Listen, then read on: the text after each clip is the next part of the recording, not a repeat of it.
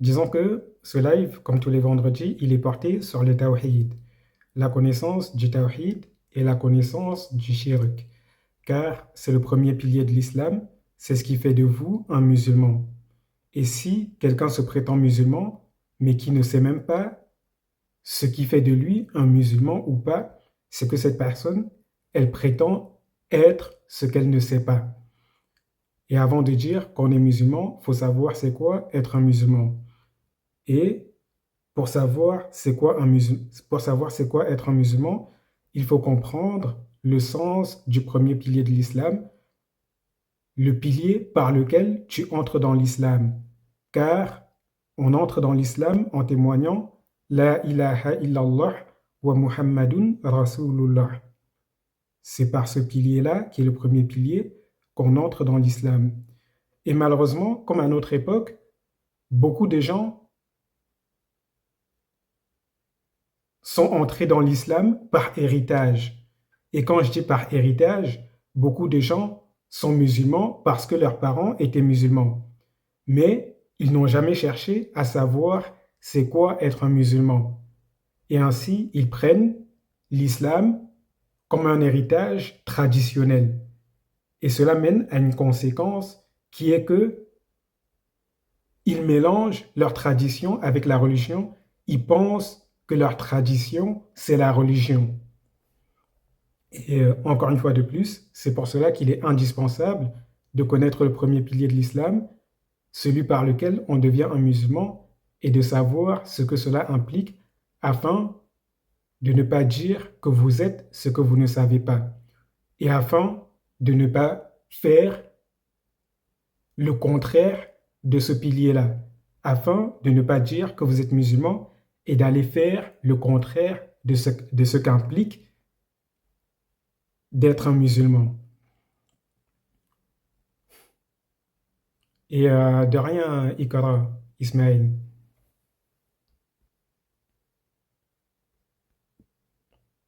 Et wa alaykoum salam aussi, Ismaël. Et vous m'excuserez aussi parce que quand je parle, parfois je suis concentré sur ce que je dis, donc j'ai tendance à baisser le regard ou à fermer les yeux. Donc, si jamais vous me parlez pendant que je parle et que je manque votre message, ne vous inquiétez pas, lorsque j'ai fini de parler, souvent je reviendrai dans les commentaires et je remonterai en haut pour voir ce qui a été dit. Et cependant, vous m'excuserez quand même par rapport à cela, car je sais que c'est agaçant de parler à quelqu'un et de ne pas avoir de réponse de suite. Et assalamu alaikum feu, j'espère que tu vas bien.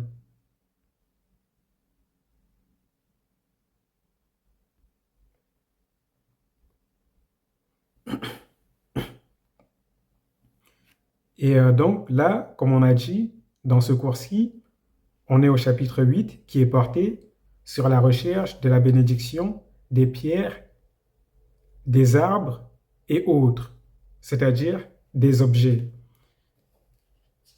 Et je ne vais pas revenir sur les cours qu'on a fait auparavant. Celui qui voulait savoir les vidéos, les rediffs sont sur YouTube. Pour celui qui veut savoir les cours qu'on a fait auparavant et pour celui qui veut rattraper tout ce qui a été dit auparavant. Et celui qui n'a pas été présent durant les cours qui ont été faits auparavant, il est indispensable pour celui-là d'aller regarder ces cours-là qui sont présents sur la chaîne YouTube. Les rediffs de ces cours-là qui sont présents sur la chaîne YouTube. Car, encore une fois de plus, c'est quand même le premier pilier de l'islam, le pilier le plus important, celui qui fait de vous un musulman.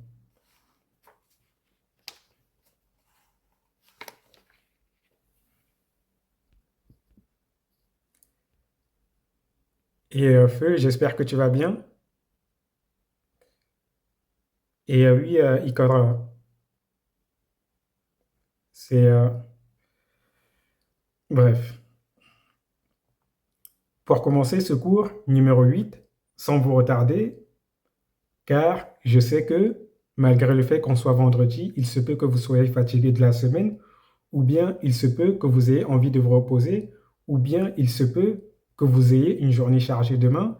Donc je ne vais pas retarder plus que cela et on va commencer maintenant. Ce cours numéro 8, il est le neuvième dans l'ordre.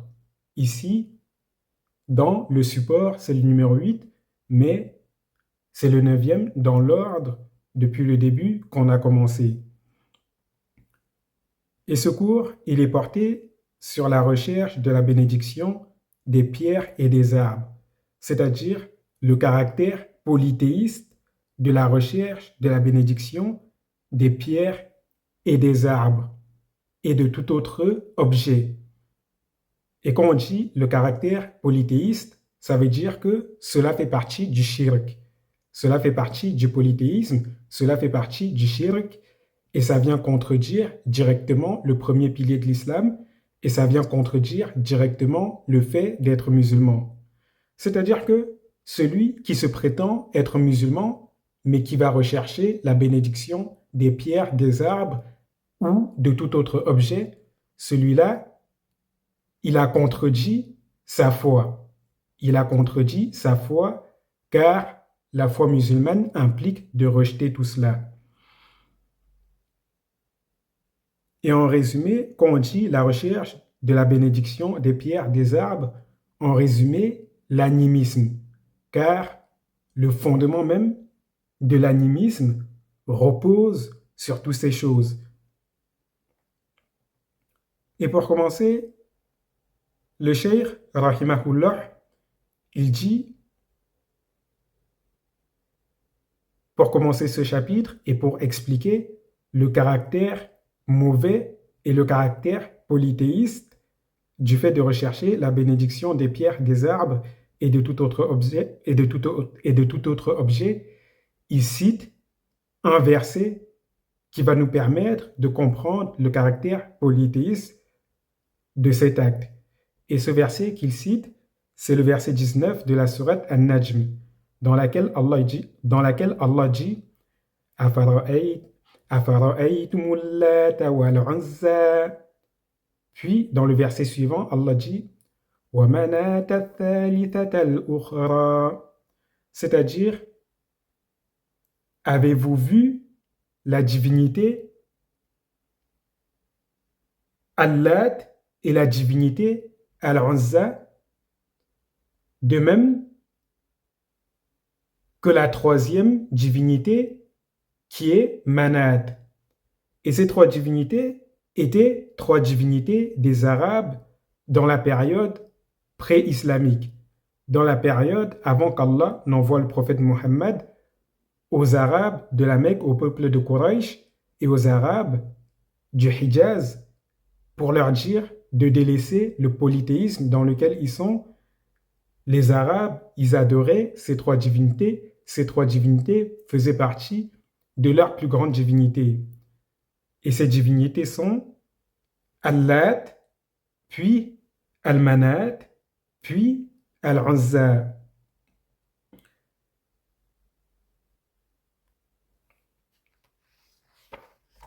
Pour vous expliquer rapidement, Allat était un rocher de couleur blanche qui se trouvait chez les gens de At-Ta'if, qui est une des tribus parmi les tribus du Hijaz, parmi les tribus qui se trouvaient dans la zone qui se trouve entre la Mecque et Médine.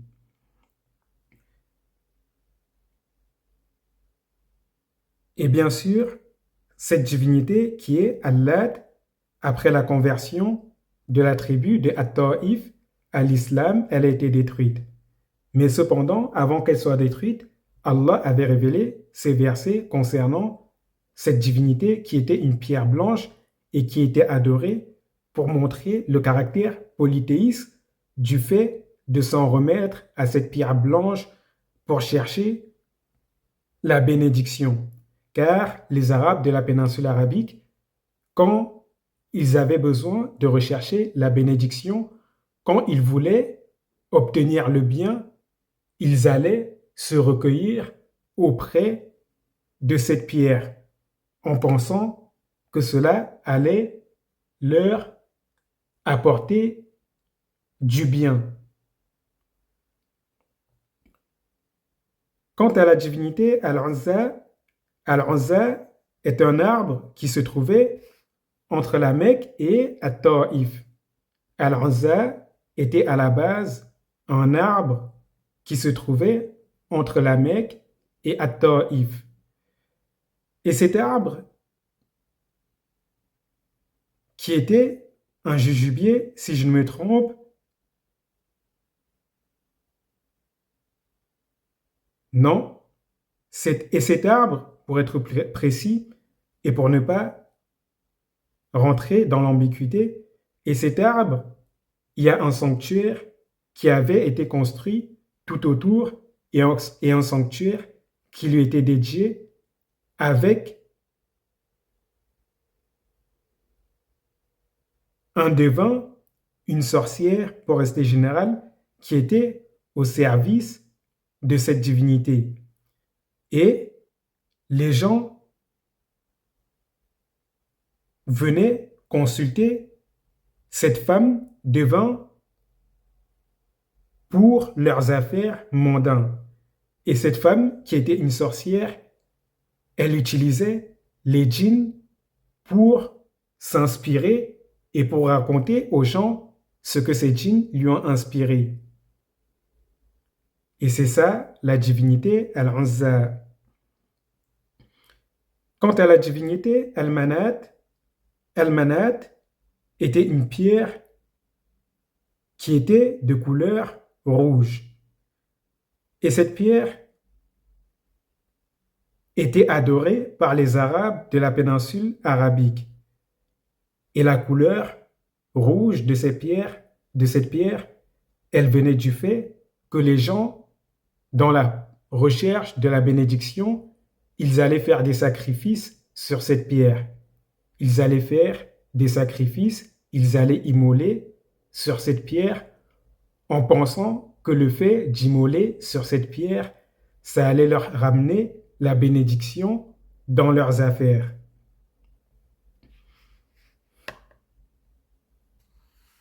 Et bien sûr, c'était du sang, c'était des animaux qui étaient sacrifiés sur cette pierre.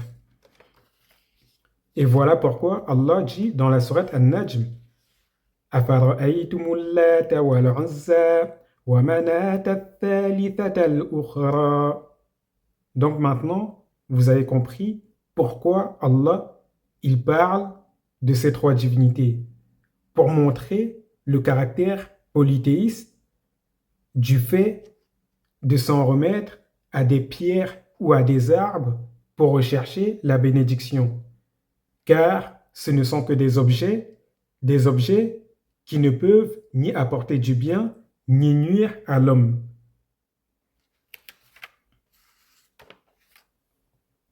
Puis, il continue en disant, Abu Waqid al-Laythi a dit, alors que nous venions récemment de nous convertir à l'islam, nous sortîmes en expédition avec le prophète sallallahu alayhi wa sallam pour la bataille de Hunayn. Les polythéistes avaient l'habitude de se recueillir.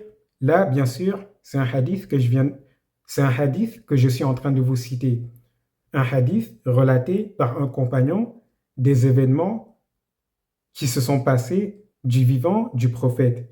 Et bien sûr, ce hadith, il est authentique, sans aucun doute, et les informations qui sont dedans sont sûres, sans aucun doute. Et je recommence, le compagnon qui rapporte cela, c'est un compagnon qui était concerné par cet événement. Il s'appelle Abu Waqid al-Laythi. Et il dit, alors que nous venions récemment de nous convertir à l'islam, nous sortîmes en expédition avec le prophète pour la bataille de Hunayn. Les polythéistes avaient l'habitude de se recueillir au pied d'un jujubier, aux branches duquel ils suspendaient leurs armes. Ils surnommaient cet arbre Dhat Anwat. Apercevant un jujubier, nous dîmes au prophète, ô prophète d'Allah, désigne-nous un arbre semblable au leur Le prophète s'exclama: Allahu Akbar. L'histoire se répète. Par celui qui détient mon âme entre ses mains, vous venez de tenir les mêmes propos que ceux qu'ont tenus les fils d'Israël à Moussa.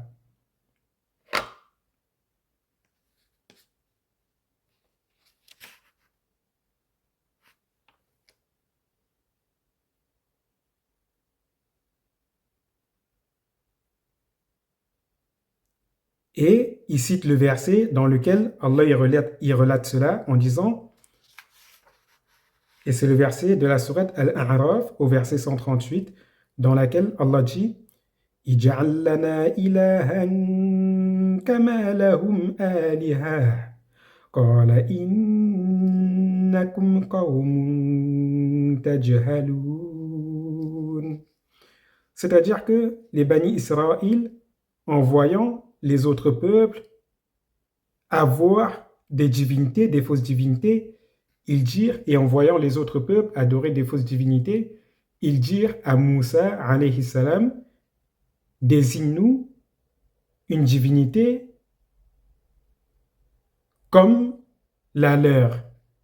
Et Moussa leur répondit, vous êtes certes un peuple ignorant. C'est-à-dire que, dans le sens, vous avez Allah avec vous. Vous avez Allah qui est le meilleur des créateurs, le vivant, celui qui ne meurt jamais, le tout-puissant, celui qui entend tout et ce qui est capable de tout.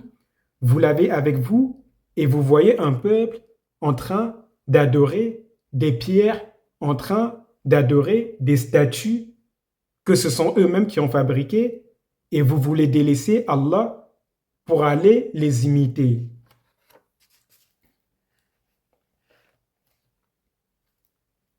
Et le prophète continua en disant, vous suivez certes les voies de ceux qui vous ont précédés. Et ce hadith est rapporté par At-Tirmidhi. Et le verset cité précédemment, à savoir, أَفَرَأَيْتُمُ اللَّاتَ وَالْعُزَّى وَمَنَاةَ الثَّالِثَةَ الْأُخْرَى. Et ce hadith-ci cité dans lequel le prophète, un groupe de compagnons, dans leur ignorance, lui ont demandé de désigner un jujubier sur lequel ils allaient accrocher leurs armes afin d'imiter les polythéistes qui accrochaient leurs armes sur des jujubiers en pensant que ça allait rendre leurs armes plus tranchantes durant la guerre et en pensant que cela allait les ramener la bénédiction dans la guerre. Ces versets sont là pour vous montrer le caractère polythéiste du fait de s'appuyer sur des pierres, des arbres ou sur tout autre objet pour rechercher la bénédiction.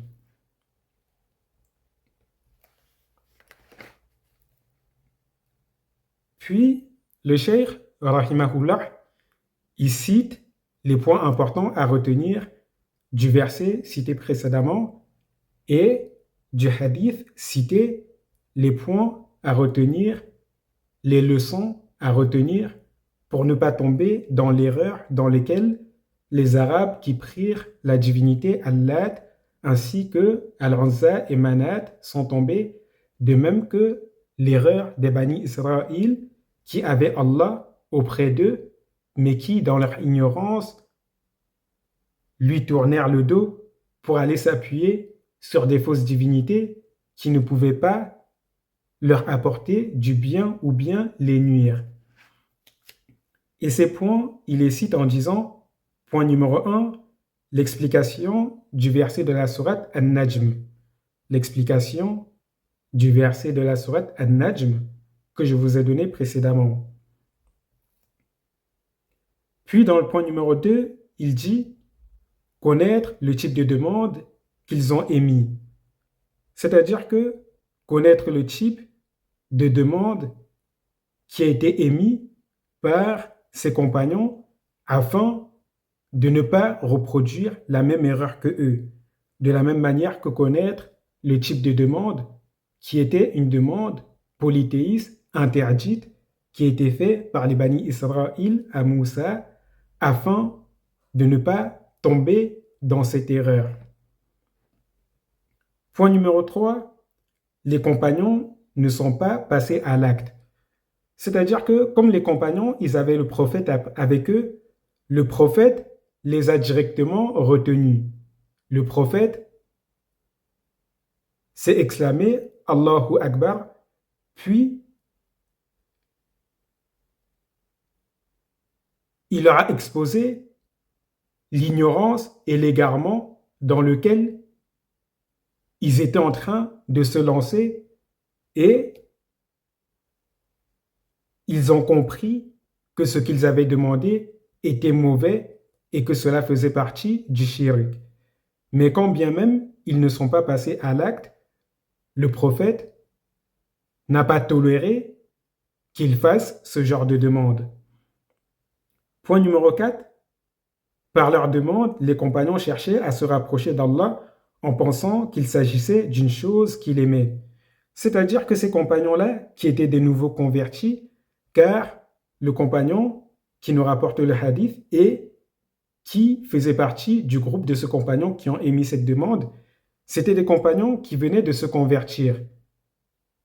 Donc, eux,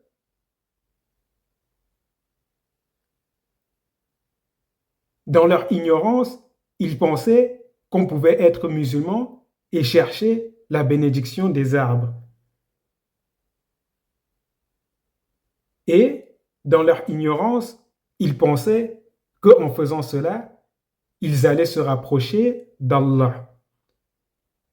Et dans leur ignorance, ils pensaient que c'était quelque chose qu'Allah aimait. Et on va passer au point suivant, point numéro 5. Il dit, si les compagnons n'étaient pas au courant de la gravité de cet acte, alors d'autres qu'eux sont plus à même de l'ignorer à leur tour. C'est-à-dire que si à l'époque du prophète, sallallahu alayhi wa sallam, il y avait des compagnons qui étaient de surcroît des Arabes qui comprenaient la langue arabe, si ils ont été capables d'ignorer la gravité du fait de chercher la bénédiction des arbres et s'ils ont été ignorants sur le caractère polythéiste de cet acte et du fait que ça vient contredire directement l'islam, qu'en est-il des gens qui ne sont même pas arabes et qui ne comprennent pas le Coran? Qu'en est-il des gens qui ne sont pas des compagnons? Qu'en est-il des gens qui n'ont même pas le prophète avec eux pour leur expliquer la religion? Et bien sûr, cela pour dire que il est évident qu'il y a des gens qui disent qu'ils sont musulmans, mais qu'ils font des choses qui contredisent directement leur foi. Qu'il y a des gens qui disent qu'ils sont musulmans, mais qui commettent des actes polythéistes en pensant que cela fait partie de la foi. Et je ne vais pas vous citer tous les exemples. Vous avez les soufis qui adorent leur chouyour et qui adorent les tombes de leur chouyour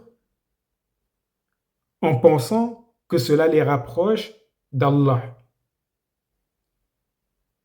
Vous avez des gens parmi les chiites qui élèvent leurs imams qui suivent au rang de prophète et au rang de divinité et ils leur donnent des statuts presque ou quasiment au même niveau que les statuts des prophètes en disant qu'ils sont infaillibles dans leur ignorance. Et de la même manière que il y a plein de factions parmi les factions musulmanes qui font des actes polythéistes en pensant que cela fait partie de la religion, alors que cela ne fait nullement partie de la religion. Et je ne vais pas vous lister toutes les sectes maintenant, parce que là n'est pas le but.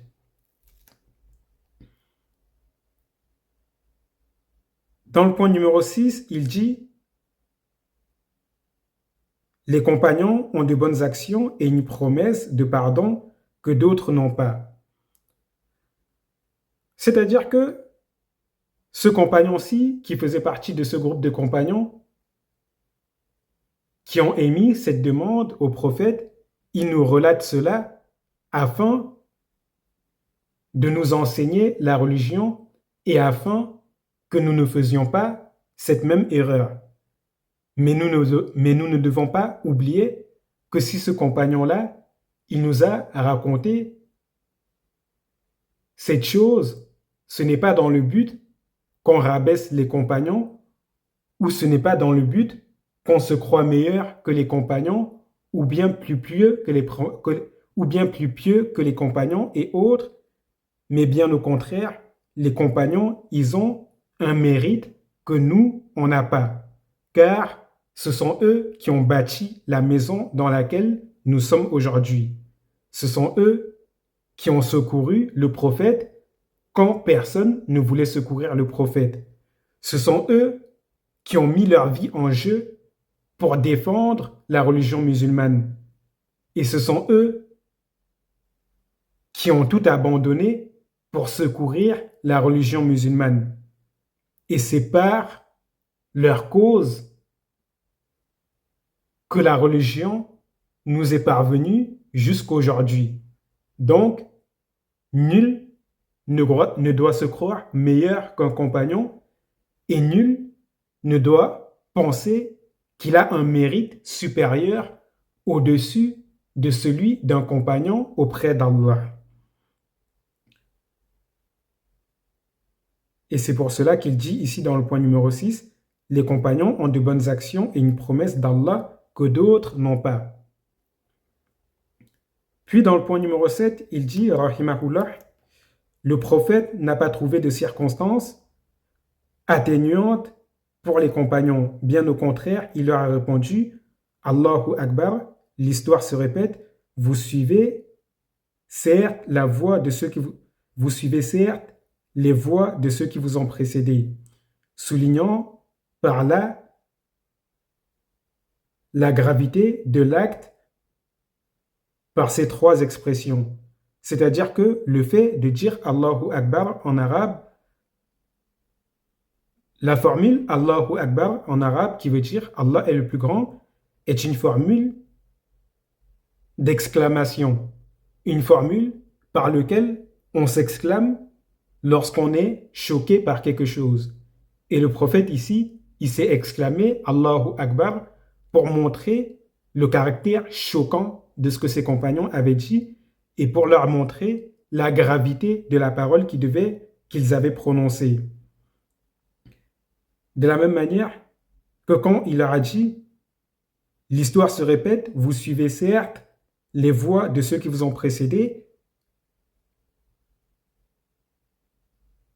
c'est une mise en garde pour leur dire faites attention, vous êtes en train de tomber dans la même erreur que celle dans laquelle sont tombés les Bani Israël.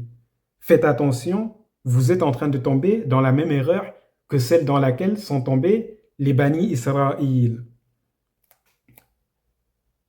Donc, quand bien même c'était des compagnons, le prophète n'a pas cherché à justifier leur demande et il n'a pas trouvé de circonstances atténuantes à leur demande, mais bien au contraire, il a souligné la gravité de leur demande.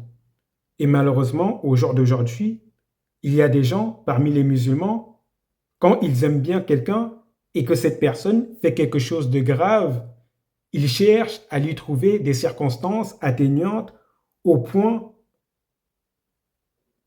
que lorsque la personne qu'ils aiment takfir des musulmans ou bien dit qu'Allah a dit ce qu'Allah n'a jamais dit, ils cherchent quand même à défendre cette personne. Parce qu'en vérité, ce sont des gens qui n'aiment pas Allah, mais ils aiment cette personne qu'ils suivent. Puis dans le point numéro 8, il dit le point le plus important qui est visé, à savoir que le prophète sallallahu alayhi wa sallam a informé les compagnons de la similarité de leur demande à celle des enfants d'Israël lorsqu'ils dirent à Moussa, désigne-nous une divinité semblable à leur Dieu. C'est-à-dire que le prophète sallallahu alayhi wa sallam, en leur disant cela, il leur a fait comprendre que le fait de chercher la bénédiction de cet arbre-là, de ce jujubier-là, en accrochant leurs armes dessus, cela revenait à prendre cet arbre comme divinité en dehors d'Allah. Cela revenait à prendre cet arbre comme divinité en dehors d'Allah. Et ainsi, toute personne qui cherche la bénédiction d'une pierre, d'un arbre, d'une tombe ou de n'importe quel objet quelconque, cette personne, en vérité, elle est en train de prendre cette chose comme divinité en dehors d'Allah. Et quand bien même, dans sa tête, il pense que cet acte le rapproche d'Allah, en vérité, cet acte ne le rapproche pas d'Allah, mais bien au contraire, cet acte ne fait que l'éloigner d'Allah et ne fait que le rapprocher du diable et de l'enfer. Et dans le point numéro 9, il dit la négation de cet acte, bien qu'elle ne leur soit pas apparue clairement et précisément, fait partie intégrante du sens de la parole La ilaha illallah.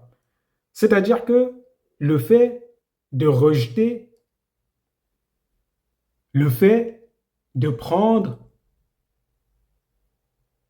de chercher la bénédiction des arbres, des pierres, des tombes, des mausolées, ou bien la bénédiction d'une personne, cela fait partie du shirk et c'est contraire à la parole La ilaha illallah.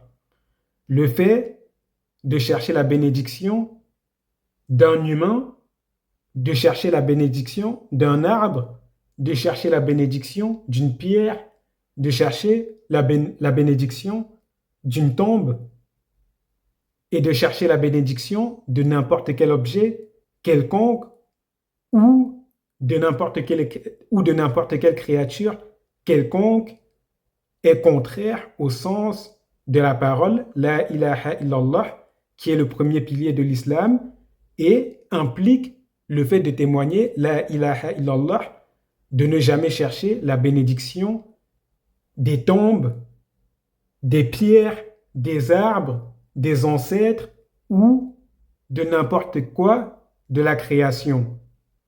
Et ainsi, il y a une parole que beaucoup de polythéistes, beaucoup de pervers parmi les mécréants essayent d'insuffler aux musulmans en leur disant de dire que la bénédiction des ancêtres soit sur vous ou bien que les ancêtres vous bénissent. Cette parole est une parole de polythéisme qui est contraire à la parole La ilaha illallah. Et toute personne qui prononce ce genre de parole, cette personne, elle ne fait que contredire sa foi musulmane.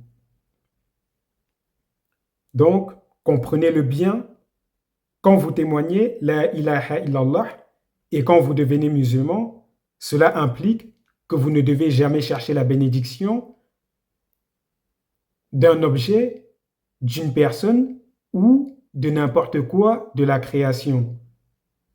La bénédiction, elle ne vient que d'Allah seul. Et c'est pour cela qu'on ne cesse de dire Barakallahu fiik, qu'Allah te bénisse, parce que celui qui cherche la bénédiction auprès d'un autre qu'Allah, en vérité, celui-là ne fait que chercher la malédiction. Puis dans le point numéro 10, il dit le prophète sallallahu alayhi wa sallam a juré avant de donner son jugement. Or, il ne jure que pour une sage raison. C'est-à-dire que le prophète a juré ici dans ce hadith en disant par celui qui détient mon âme entre ses mains, c'est-à-dire il a juré par Allah. Le fait de jurer ici, quand on jure, cela veut dire que ce qui va être dit après est extrêmement important et que la parole qui va être dite après est une parole tranchante. Puis dans le point numéro 11, il dit le polythéisme se décompose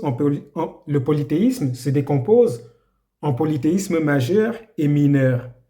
En effet, les compagnons ne sont pas sortis de l'islam à cause de leur acte.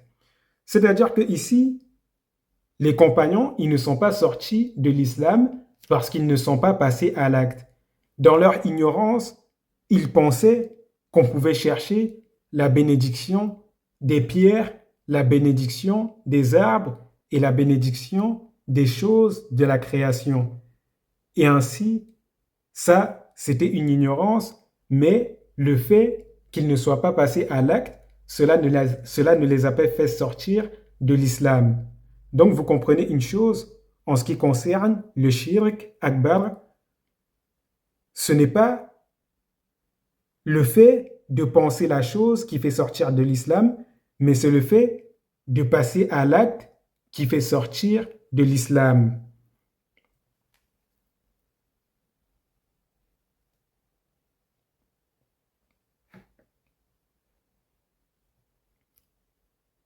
Puis, dans le point numéro 12, il dit, rahimahullah, l'expression suivante, alors que nous venions récemment de nous convertir à l'islam, indique que les autres compagnons étaient au courant de la gravité de cet acte.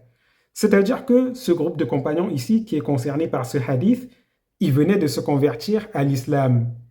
Et ainsi, ils n'étaient pas au courant de la gravité de cet acte. Et c'est pour cela que le compagnon a précisé qu'il venait de se convertir à l'islam parce que les autres compagnons, ils étaient au courant de la gravité de cet acte. Et je rappelle que cet événement est arrivé vers la fin de la révélation.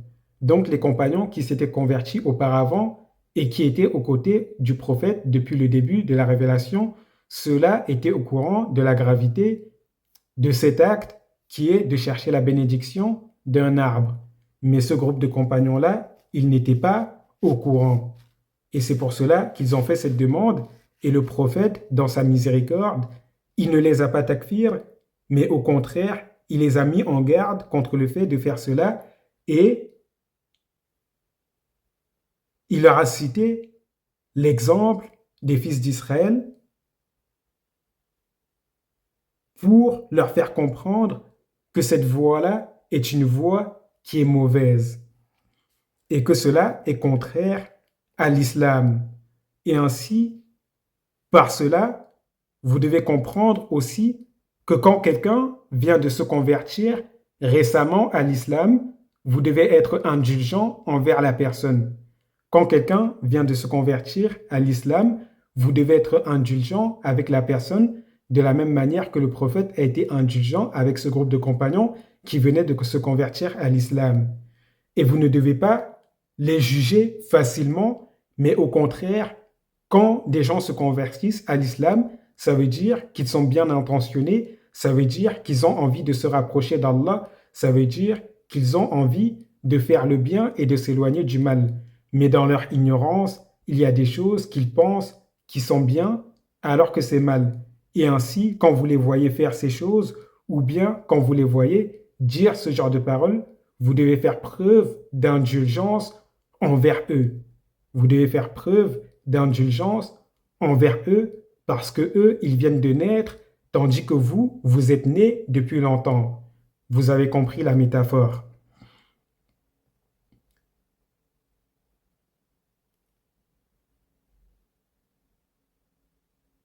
Puis, dans le point numéro 13, il dit, rahimahullah,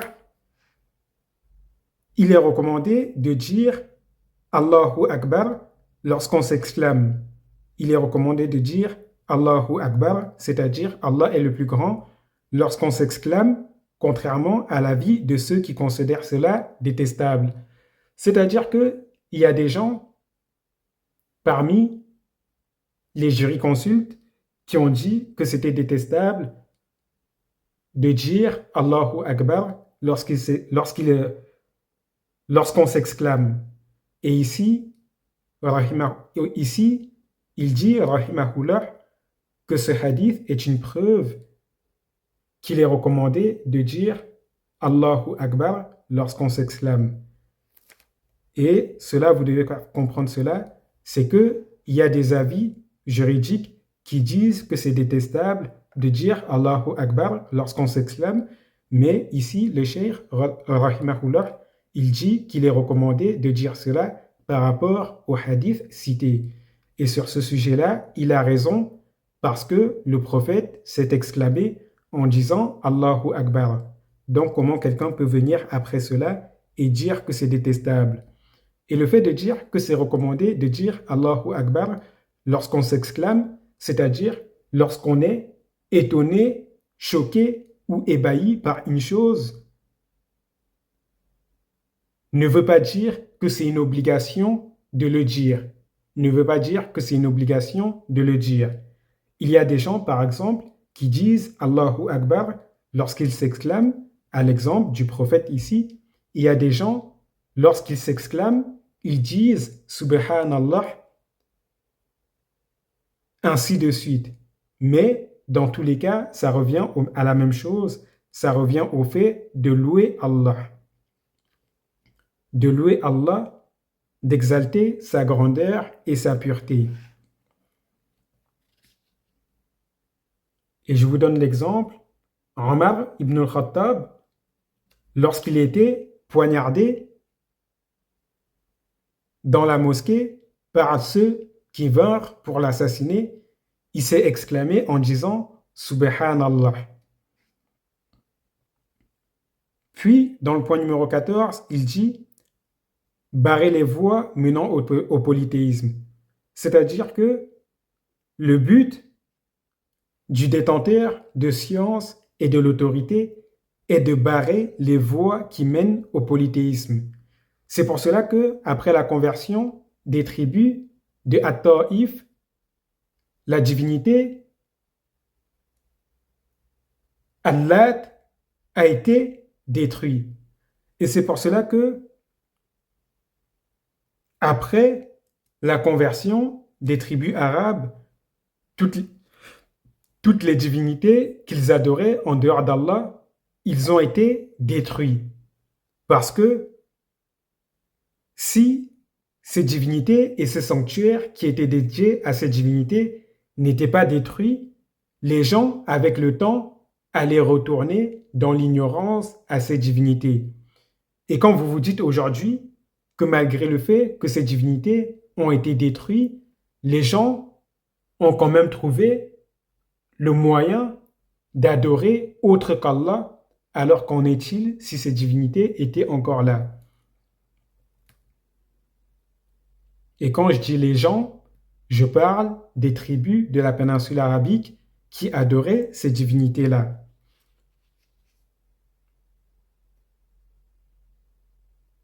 Et bien sûr, vous le savez tous, le prophète sallallahu alayhi wa sallam, il a dit que la fin des temps n'arrivera pas avant qu'une des tribus de la tribu arabe qu'il avait nommée ne retombe dans le polythéisme et que les fesses de leurs femmes ne bougent autour d'une fausse divinité.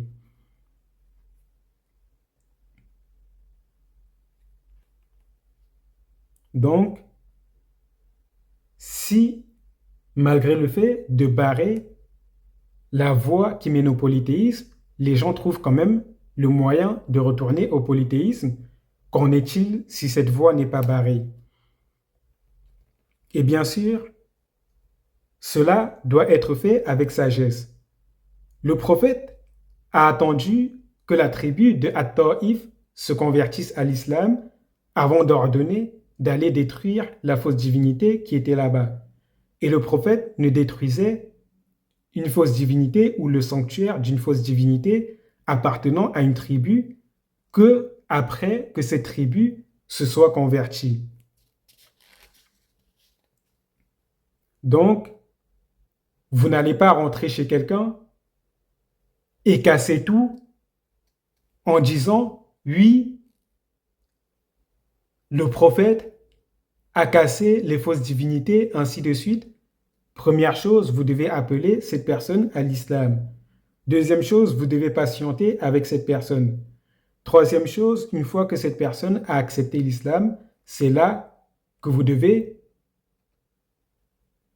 faire détruire les fausses divinités qui sont chez ces personnes, les statues de fausses divinités qui sont chez ces personnes.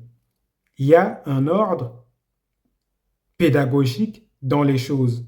Et celui qui ne respecte pas cet ordre, il ne fait que faire le mal, même si, dans sa tête, il pense faire le bien. Et je vous donne un exemple tout simple. Vous qui êtes musulmans, beaucoup d'entre vous vivez en France. La France n'est pas un pays musulman, mais cependant, il vous laisse pratiquer votre religion et vous avez des centaines de mosquées en France. Il y a des quartiers dans lesquels vous retrouvez plus de 5 mosquées, des quartiers dans lesquels vous retrouvez plus de 5 mosquées et des quartiers dans lesquels vous voyez plus de 3 grandes mosquées construites.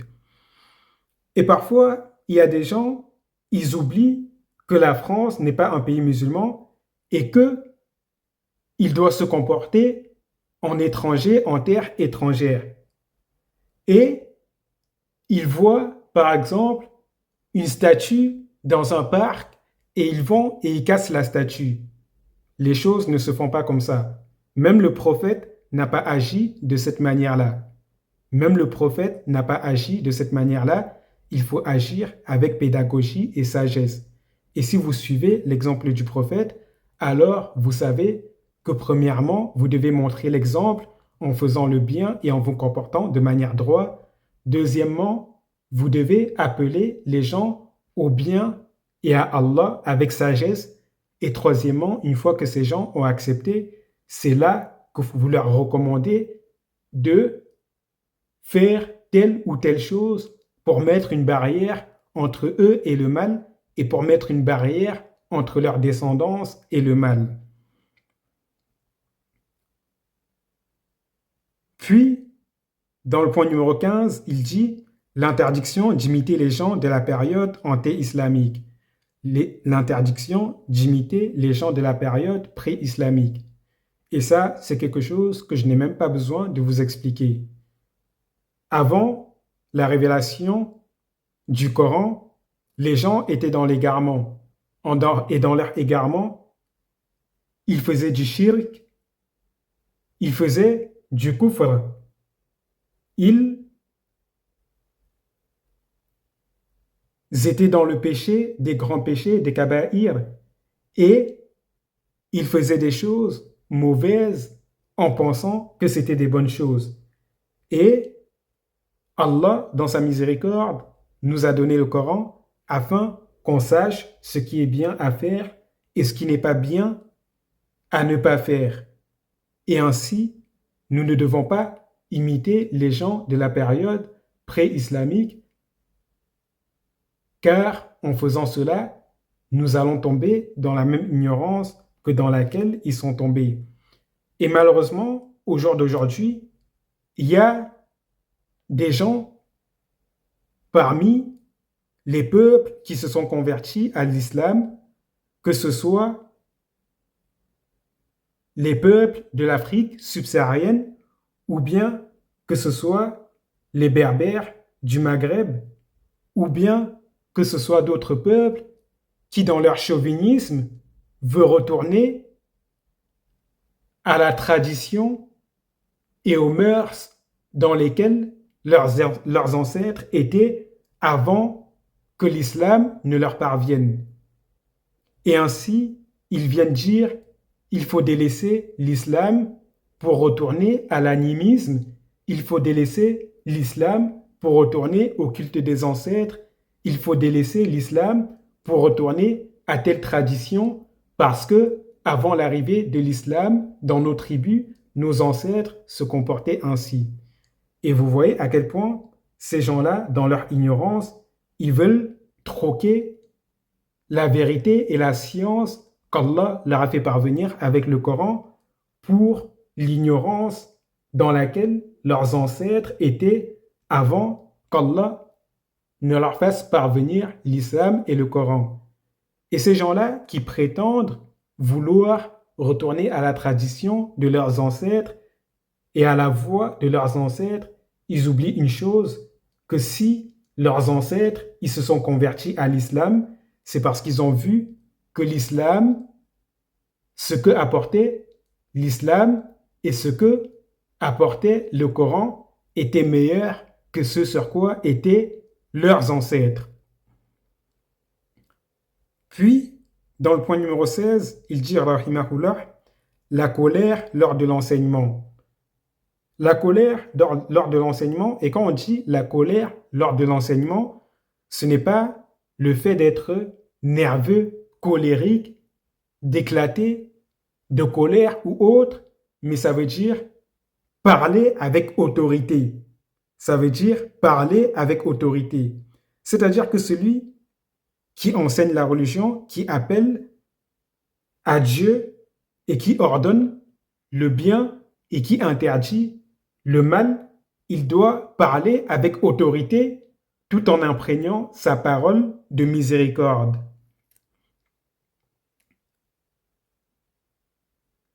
Puis, dans le point numéro 17, il dit, rahimahullah, la règle générale issue de sa parole, l'histoire se répète.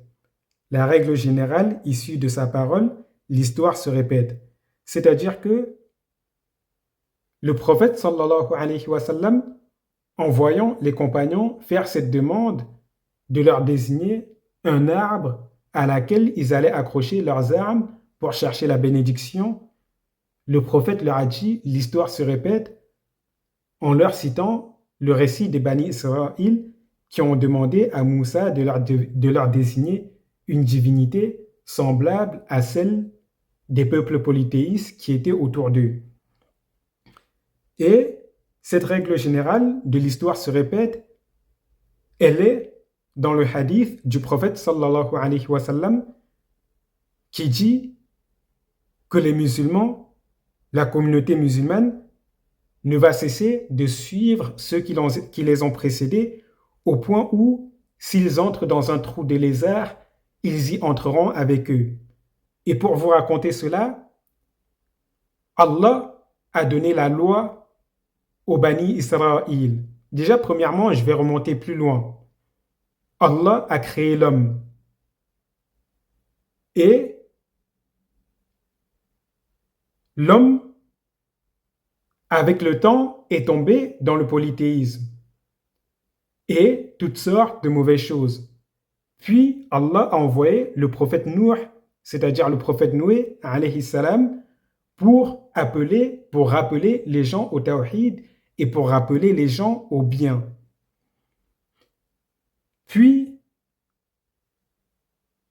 ils ne le suivirent point. Et Allah a détruit ces hommes, puis a donné la succession sur terre à la descendance de Noé. Car seuls montèrent sur l'arche Noé, sa femme, ses 3 fils et leurs femmes. Et son 4e fils, il refusa de monter dans l'arche. Et après ça, Noé enseigna le monothéisme à ses enfants et il leur transmit tout ce qu'ils devaient savoir pour ne pas tomber dans le polythéisme et pour ne pas tomber dans les pièges du diable. Et quand le temps passa et que les générations se succédèrent, l'ignorance s'installa de nouveau et les hommes retombèrent dans le même polythéisme dans lequel les hommes étaient tombés avant l'époque de Noé. Et Allah suscita Ibrahim, le prophète Abraham, pour appeler premièrement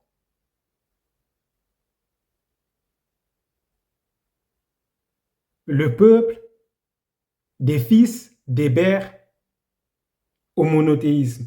mais ils ne l'écoutèrent point, et au contraire, ils le persécutèrent et le jetèrent au feu pour le brûler. Puis Allah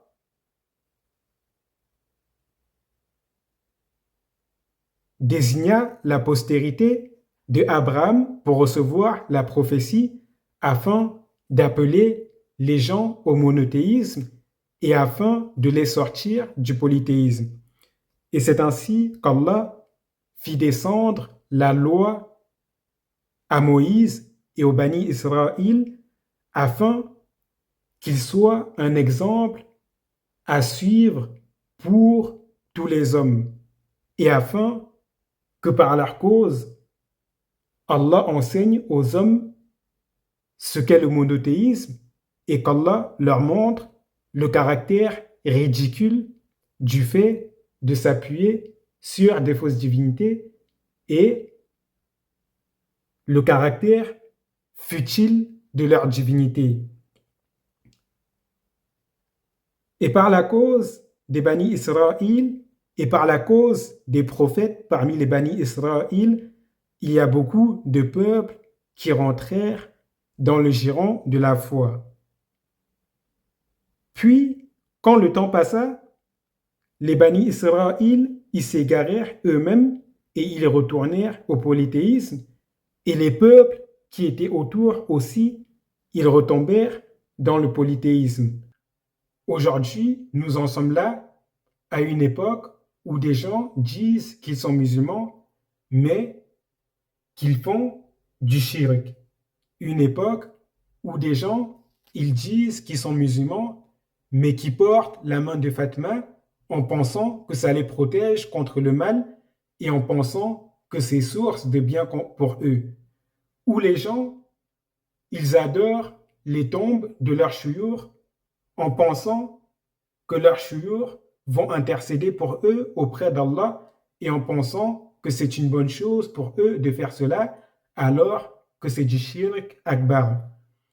Une époque où les gens, ils disent qu'ils sont musulmans, mais dès qu'ils ont le moindre problème, ils courent chez le sorcier, ils courent chez le devin pour régler leurs problèmes au lieu de s'en remettre à Allah. Une époque où des raqis se prétendent être musulmans, mais ils invoquent les djinns pour les solliciter, leur poser des questions sur l'invisible en prétendant que cela fait partie de l'islam. Et je ne vais pas vous citer tous les égarements dans lesquels les musulmans sont tombés, mais afin que vous compreniez que de la même manière que les communautés qui ont précédé se sont égarées, les musulmans d'aujourd'hui sont tombés dans ces mêmes égarements. Car le prophète sallallahu alayhi wa sallam a dit: vous ne cesserez de suivre ceux qui vous ont précédés au point où, s'ils entrent dans un trou de lézard, vous allez y entrer avec eux. C'est-à-dire, vous allez les suivre, même dans le plus petit égarement, vous allez les suivre. Car l'histoire s'est toujours répétée et il ne cessera jamais de se répéter. Car l'homme, c'est un oublieur et à chaque fois qu'il oublie, il tombe dans les erreurs de ceux qui l'ont précédé.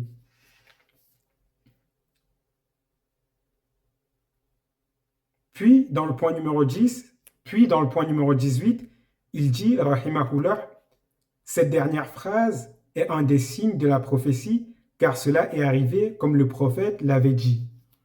Donc ici, il dit qu'à son époque, cela était déjà le cas, les musulmans étaient tombés dans le polythéisme, comme le prophète l'avait dit en disant, l'histoire se répète. Et je vous ai donné des exemples pour que vous voyez que cette phrase est un signe de la prophétie, car l'histoire se répète toujours. Puis, dans le point numéro 19, il dit, rahimahullah, tout ce pourquoi Allah a blâmé les juifs et les chrétiens nous concerne aussi. C'est-à-dire, tout ce pourquoi Allah a blâmé les juifs et les chrétiens concerne la communauté musulmane. Et de la même manière que les musulmans sont tombés dans tous les égarements dans lesquels les juifs et les chrétiens sont tombés. Et de cette même manière, quand les musulmans ils vont blâmer les juifs et les chrétiens, ils doivent se blâmer eux-mêmes aussi, et de la même manière que quand ils lisent les versets dans lesquels Allah blâme les juifs et les chrétiens pour les égarements dans lesquels ils sont tombés, le musulman doit se sentir concerné par ces versets aussi. Car ce qui est interdit aux juifs et aux chrétiens est aussi interdit aux musulmans. Et le musulman qui tombe dans le châtiment, et le musulman qui tombe dans l'égarement dans lequel les juifs et les chrétiens sont tombés est soumis au même jugement que ces juifs et ces chrétiens. Puis, dans le point numéro 20, il dit, rahimahullah, il est convenu pour les compagnons que les actes d'adoration ne sont légitimes qu'après ordre d'Allah ou de son prophète.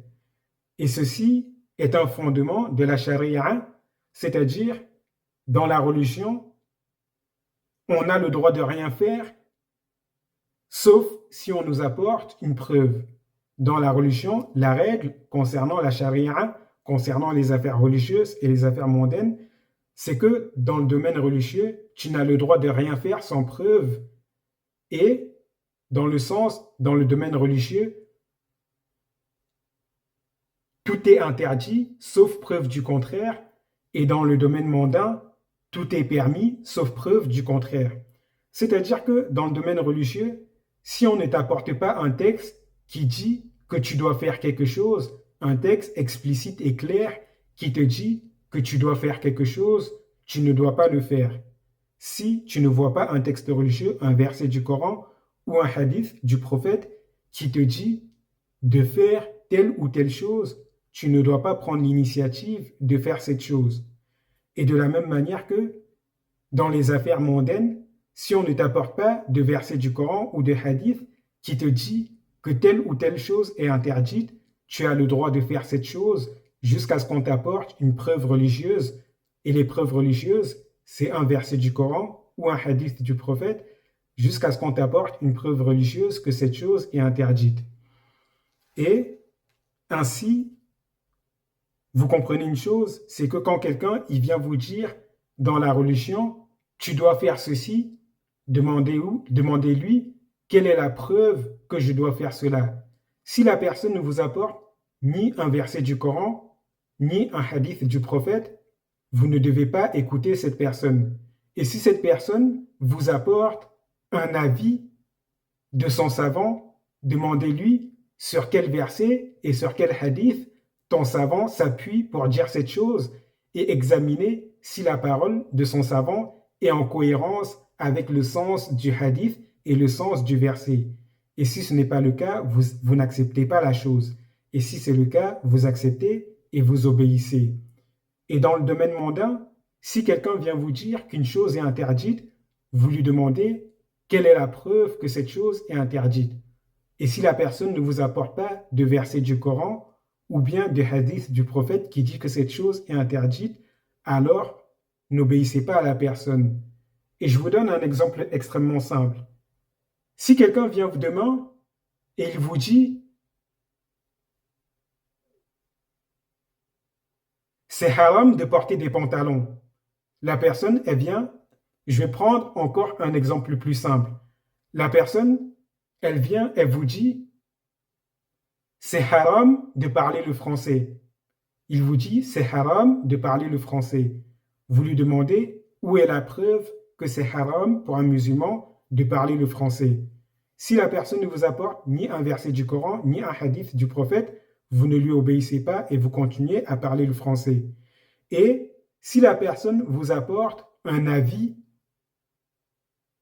de son savant, ou bien vous dit dans tel verset, Allah a dit ceci, c'est pour cela que examinez le verset, regardez le tafsir du verset, regardez le sharh du hadith, examinez la preuve qui a été apportée par cette personne ou la preuve qui a été apportée par le savant dont il suit l'avis et examinez, et si c'est cohérent, vous acceptez, et si ce n'est pas cohérent, vous rejetez.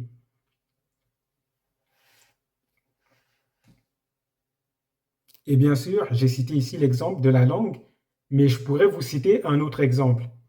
Si demain, quelqu'un vient vous dire qu'il est interdit de manger des steaks, voilà, une personne vient vous dire, c'est haram de manger les steaks parce que les steaks, c'est haram de manger des steaks, et vous lui dites, pourquoi c'est haram de manger les steaks? Elle est où la preuve religieuse que c'est interdit de manger des steaks?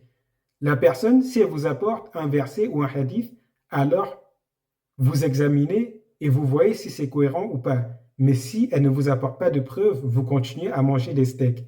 Et si la personne vous apporte dans sa perversité, il y a certaines personnes qui vont utiliser le hadith du prophète qui dit celui qui imite un peuple fait partie des leurs, et en mangeant des steaks, tu imites les non-musulmans parce que le steak, ce n'est pas une recette musulmane, mais c'est une recette des non-musulmans.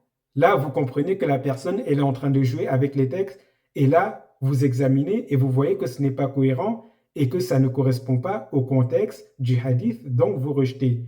Et toujours, cela est toujours important de connaître ces deux bases de la charia, à savoir, dans la pratique de la religion, tout est interdit jusqu'à preuve du contraire. Et de la même manière que dans le domaine mondain, tout vous est permis jusqu'à preuve du contraire. Donc, quand quelqu'un vous dit que quelque chose est interdit dans le domaine du mondain, vous devez lui demander la preuve de cela.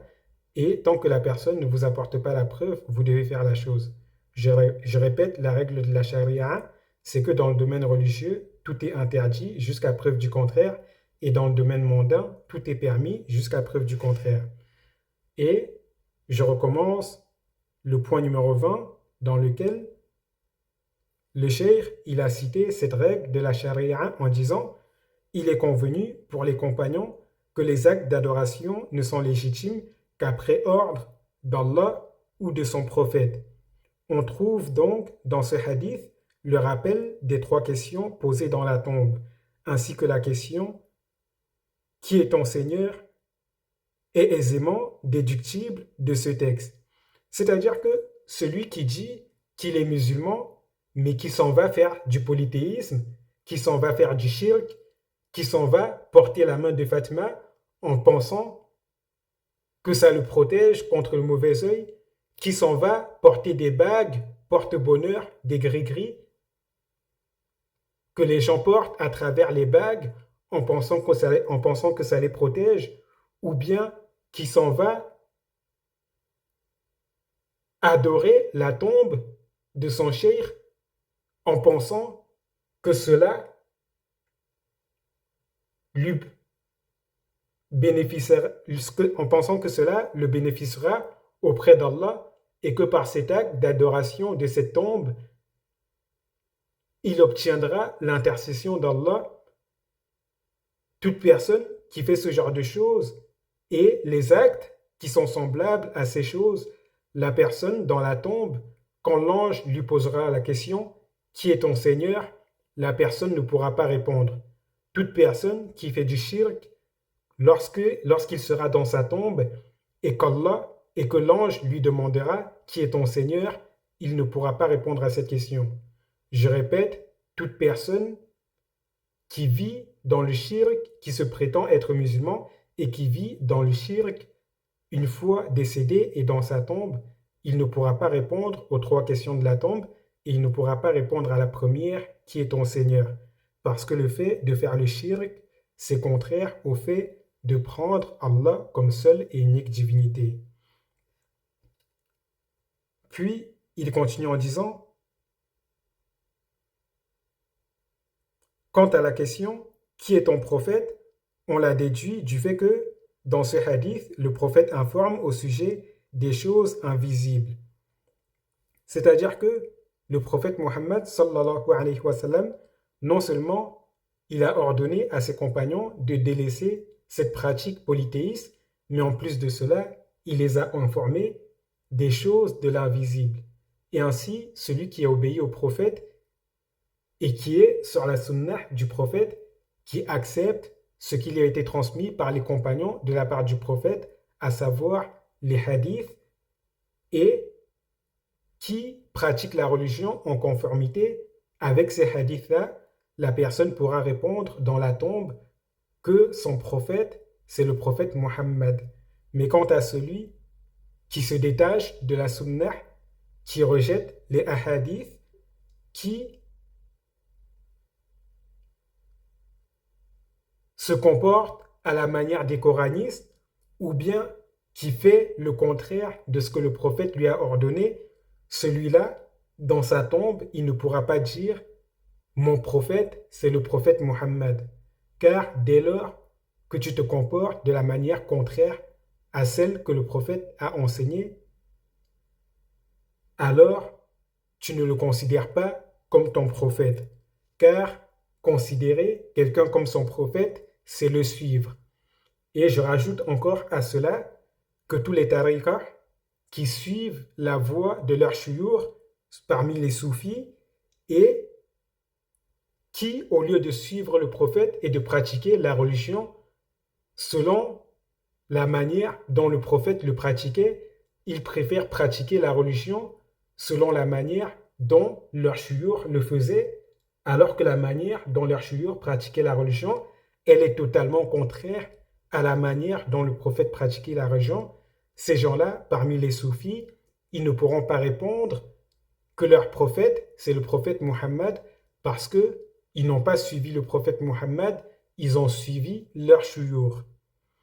Et de la même manière que les gens qui suivent aveuglément leurs savants et qui prennent les avis de leurs savants comme des paroles infaillibles, au point où, quand leurs savants leur disent de takfir des musulmans, ils takfirent des musulmans, au point où, quand leur savant vient avec des égarements, ils continuent à défendre leurs savants, et au point où, quand leur savant dit que Allah a dit ce qu'Allah n'a jamais dit, et qu'ils continuent de les suivre et qu'ils continuent de les défendre aveuglement, ces gens-là dans leur tombe, ils ne pourront pas dire mon prophète, c'est le prophète Mohammed.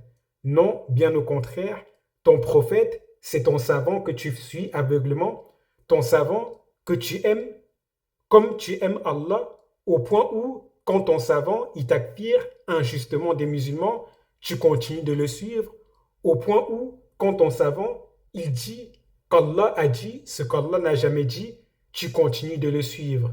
À l'exemple des savants qui disent qu'Allah a dit que le soleil tourne autour de la terre. Ces savants-là, où est-ce qu'ils ont vu qu'Allah a dit cela? Et comment peux-tu suivre ces savants-là en sachant qu'ils disent qu'Allah a dit ce qu'Allah n'a jamais dit? Et de la même manière que ces savants-là qui viennent takfir des milliards de musulmans en disant que tous les musulmans qui pensent que la terre tourne autour du soleil sont des mécréants, ces savants-là, si tu continues de les suivre malgré le fait que tu saches cela d'eux, alors sache que ton prophète, ce n'est pas le prophète Mohammed, mais que ton prophète, ce sont ces savants-là. Car nul ne doit être suivi aveuglement, sauf le prophète Mohammed.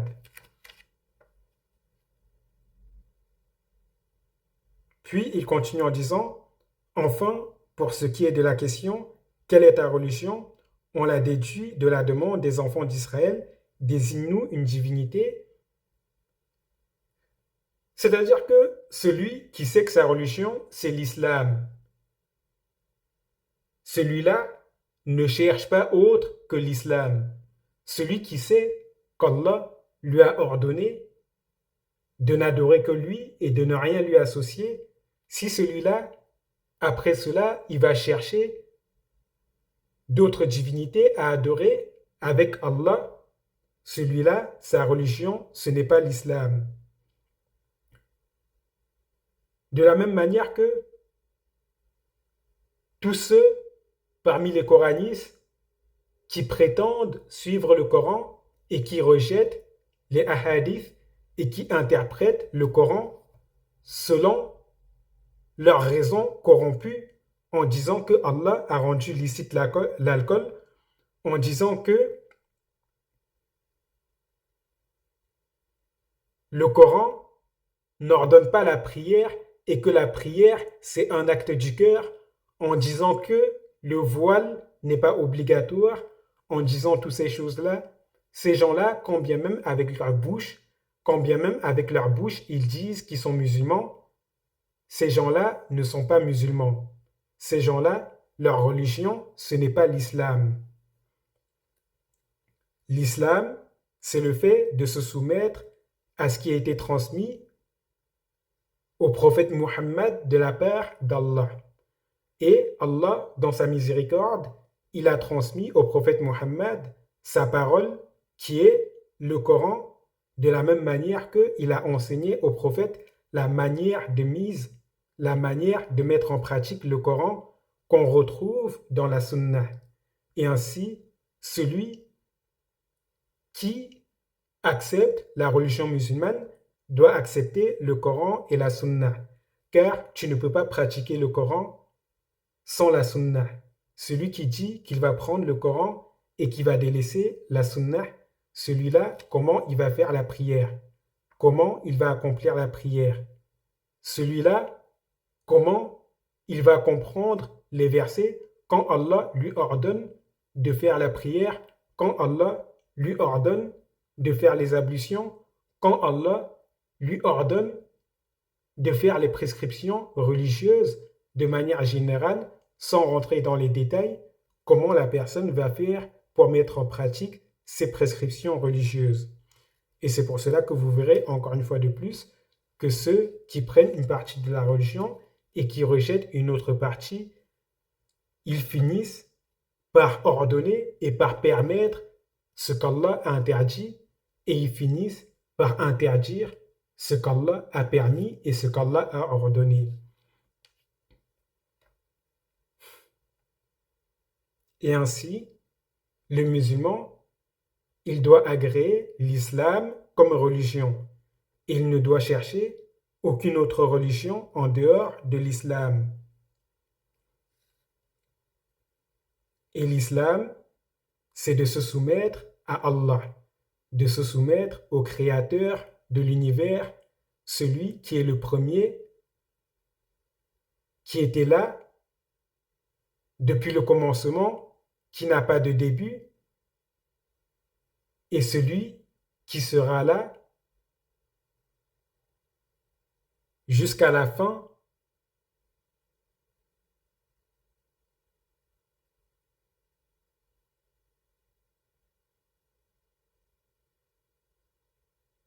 éternel.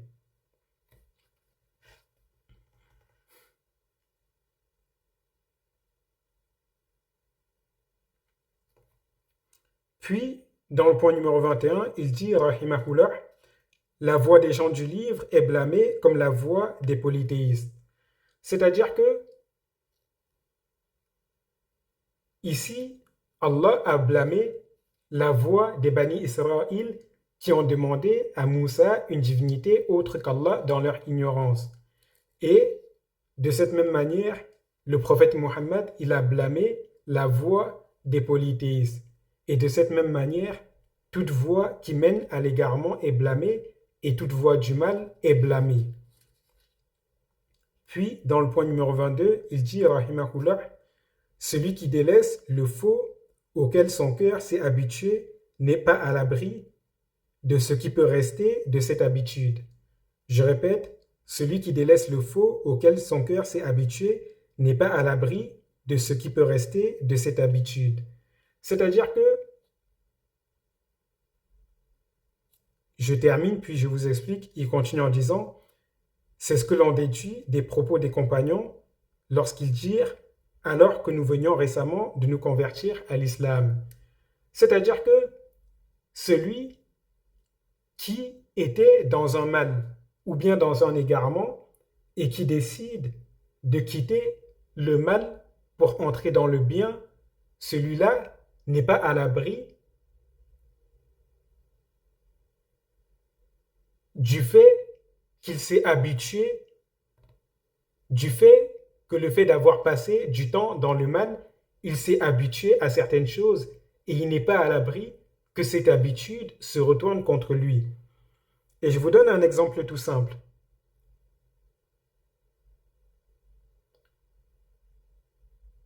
Quelqu'un qui avait l'habitude de fumer, quelqu'un qui avait l'habitude de fumer, quelqu'un qui fumait, et qui décide d'arrêter de fumer. Cette personne-là, elle avait une habitude, c'est que chaque matin, ils se lèvent comme tous les fumeurs. Les fumeurs, ils se lèvent très tôt le matin, ils sortent de leur maison, ils vont dehors, ils fument devant leur maison ou ils fument en bas du bâtiment, ainsi de suite. De la même manière que le soir, ils ont l'habitude de descendre en bas pour fumer.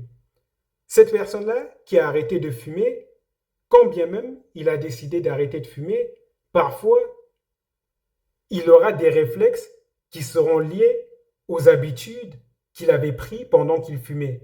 Parfois, par exemple, il va se réveiller le matin, il va prendre ses clés pour sortir et il va se souvenir qu'il a arrêté de fumer. Vous comprenez l'exemple? Et je vous donne encore un autre exemple extrêmement simple. Quelqu'un qui avait l'habitude de traîner dans un bar. Quelqu'un qui avait l'habitude de traîner dans un bar et qui faisait tout ce que les gens font de mauvais dans ce bar. Et cette personne, elle décide de s'éloigner du mal et par conséquent, elle décide de ne plus fréquenter les bars et de ne plus fréquenter ce bar. Cette personne, elle n'est pas à l'abri que à chaque fois qu'elle passe devant un bar, elle a envie d'y entrer par nostalgie des moments qu'il a passés dans ce bar. Cette personne, elle n'est pas à l'abri de cela et c'est pour cela que lorsque vous quittez le mal, vous devez, après cela, éduquer votre cœur à détester ce mal dans lequel vous étiez et à se détacher complètement de ce mal. Car, comme le prophète sallallahu alayhi wa sallam l'a dit, le plus bas niveau de la foi, c'est de détester le mal. Le plus bas niveau de la foi, c'est de détester le mal. Et encore, faut-il connaître le mal pour le détester. Car beaucoup de gens ne connaissent pas le mal et c'est pour cela qu'ils aiment le mal et c'est pour cela que, par nostalgie ou bien par ignorance, ils quittent un mal puis ils tombent dans un autre mal équivalent. Bref, j'espère avoir dit tout ce qu'il y a à dire sur ce chapitre. Et pour résumer de manière synthétisée tout ce qu'on a appris aujourd'hui, on a appris qu'il est interdit qu'il est interdit de rechercher la bénédiction des pierres, des arbres, des tombes, des sanctuaires, ou bien de tout autre objet, ou bien même de rechercher la bénédiction des créatures parmi les vivants. Cela est interdit de manière catégorique et cela fait partie du shirk akbar. Et cela est contraire à l'islam. Et celui qui recherche la bénédiction d'un arbre, d'une pierre, d'un sanctuaire, d'une tombe, d'un objet quelconque, ou bien d'un être vivant, celui-là, sa foi, elle s'annule. Et c'est pour cela qu'Allah nous dit dans la sourate An-Najm, أَفَرَأَيْتُمُ اللَّاتَ وَالْعُزَّى وَمَنَاةَ الثَّالِثَةَ الْأُخْرَى. C'est-à-dire, il dit, voyez-vous Allat, les divinités Allat ainsi qu'Al-Uzza, ainsi que Manat, la troisième. Trois divinités qui étaient des pierres et un arbre autour duquel était construit un sanctuaire vers laquelle les Arabes y se tournaient pour rechercher la bénédiction dans la période pré-islamique. Et de la même manière que les Arabes, ils avaient pour coutume d'accrocher leurs armes sur des jujubiers en pensant que le fait d'accrocher leurs armes sur ces jujubiers, ça allait rendre leurs épées plus tranchants durant les guerres et que cela allait leur apporter un bien. Cela, ça annule la foi. Et